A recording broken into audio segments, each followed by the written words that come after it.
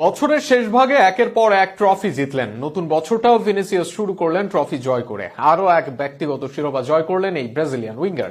এবার জয় করলেন আইবেরো আমেরিকান সেরা খেলোয়াড়ের পুরস্কার। এই পুরস্কার জয়ের দিন সতীর্থ সবাইকে ধন্যবাদ জানান এই ব্রাজিলিয়ান তারকা। ভিনিসিয়াসের আরো এক ব্যক্তিগত শিরোপা জয় ও শিরোপা জয়ের পর তার অনুভূতি নিয়ে বিস্তারিত থাকছে প্রতিবেদনে। 2024 সালটা অনেকদিন মনে রাখতে চাইবেন ভিনিসিয়াস। এই বছরটা যেন শিরোপায় মোড়ানো ভিনিসিয়াসের জন্য। একদিকে যেমন পেয়েছেন নানা দলগত শিরোপা, এরপর ব্যক্তিগত শিরোপাও নিজেকে পূর্ণ করেছেন এই ব্রাজিলিয়ান। বছরের শেষ ভাগে এসে আরো এক পুরস্কারে নিজেকে পূর্ণ করলেন ভিনি।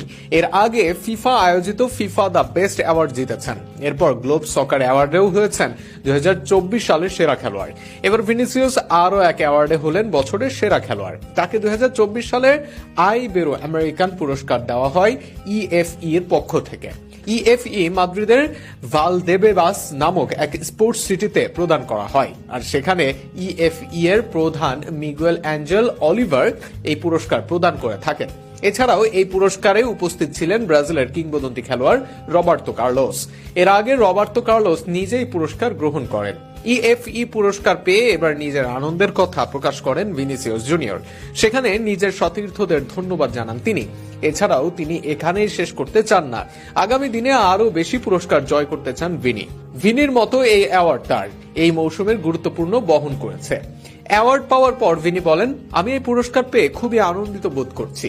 আমি খুশি কারণ এই পুরস্কার এই সিজনকে গুরুত্ব দিয়েছে। তবে আমি মনে করিয়ে দিতে চাই, আমার সতীর্থদের ছাড়া এই পুরস্কার জয় করা সম্ভব ছিল না। তারা সবচেয়ে কঠিন কাজটি করেছে এবং আমি আশা করি এটা শেষ হবে না। এর মতো আগামী দিনে আরো অনেক পুরস্কার আসবে। আমরা দারুণ অনুভূতির সঙ্গে এই বছরটা শেষ করেছি। আমরা নতুন বছর দারুণ আগ্রহের সঙ্গে শুরু করতে চাই এবং অনেক জয় করতে চাই এবং আমাদের সেরাটা দিতে চাই। এছাড়াও ইএফই এর পক্ষ থেকে মিগুয়েল অ্যাঞ্জেল অলিভার ভিনির প্রশংসা করেন। সেখানে তাকে রবার্তো কার্লোসের সঙ্গে তুলনা করে বলেন, তার পারফরমেন্স, তার প্রতিভা ও তার নিবেদনের জন্য তাকে এই পুরস্কারের জন্য সেরা একজন বলেন। এছাড়াও সপ্তম ব্রাজিলিয়ান হিসেবে এই পুরস্কারের জন্য অভিনন্দন জানান ভিনিসিয়াস জুনিয়রকে। সব মিলিয়ে দারুণ সময় কাটাচ্ছেন ভিনি।